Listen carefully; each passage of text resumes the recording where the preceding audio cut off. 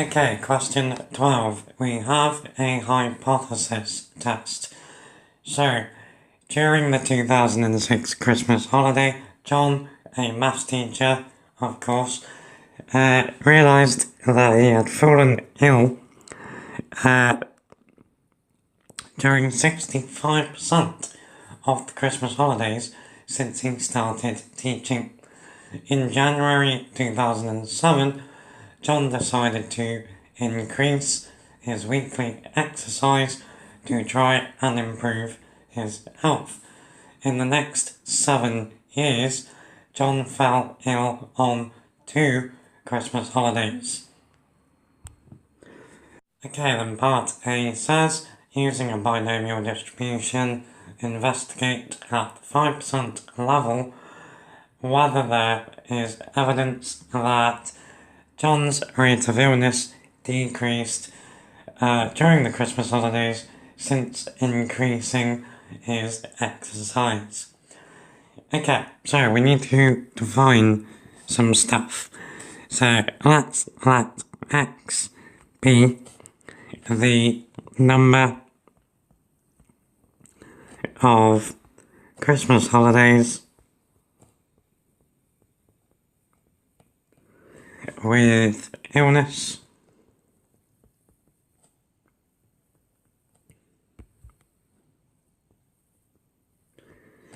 Now, our probability, P, is the probability that he gets ill. So we're going to use 65%. So P is 0.65. Then what we now need to do is set up our 2 hypotheses. So H0, our null hypothesis, is always the one that we keep set equal to the probability. So our null hypothesis is that P is equal to 0.65. Then our alternative hypothesis, well, we are investigating whether or not his rate of illness decreased.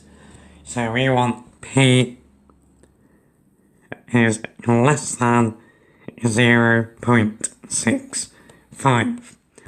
Now, under H0, X as a binomial distribution. Now our N that we're going to use is 7, because he noticed over the next 7 years he only fell ill twice. So we got 7 to 0.65. Now we want to know then, how likely is it, if the probability is 0.65, how likely is it that John will get ill either 2 or fewer times out of the 7 years? So we want to work out the probability that X is less than or equal to 2. So, using our calculators, we can work out that. Okay, so we should get 0.0556. Now that, as a percentage, is 5.56%. Now, 5.56% is greater than 5%. So what that means is, if the probability of him falling ill is 65% or 0.65, then the probability that he would fall ill on 2 or fewer holidays out of 7 is 5.56%. So there's no evidence here to suggest that poor old John's health has increased. So we accept H naught and reject H1. And then we need to finish off with a closing statement saying something like, there is no sufficient evidence that increasing his exercise has improved his health. Cool.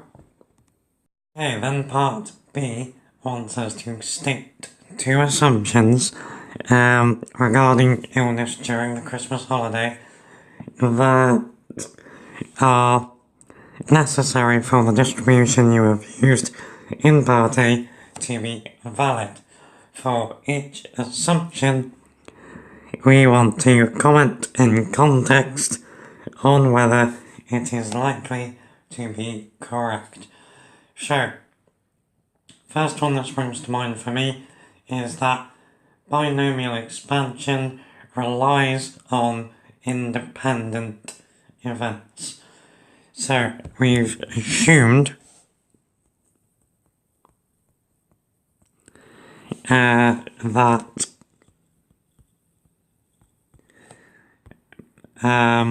how to word this? We've assumed that illness over Christmas is independent from year to year.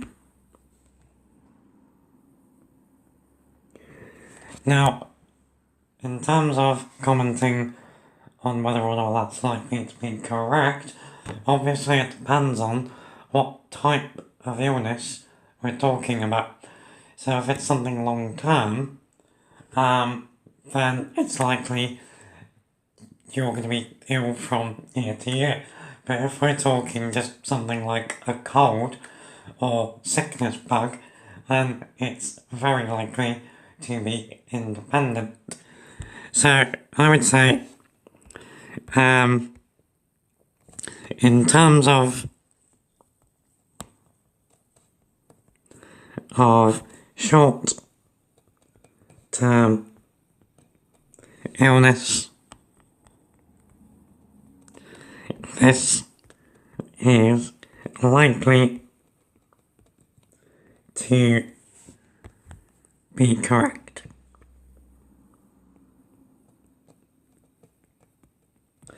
Okay, so that's one assumption and one critique, if you like. Now for the second one, what else have we assumed? Well, we've kept the probability constant. So we've assumed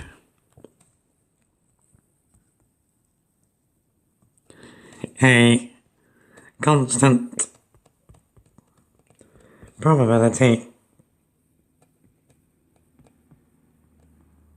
of illness. Now, in context, this is probably quite unlikely to be correct, particularly as you get really old, it gets more and more likely that you're going to fall ill. So, this is unlikely to be true, as age makes you more vulnerable to illness. Cool, question done.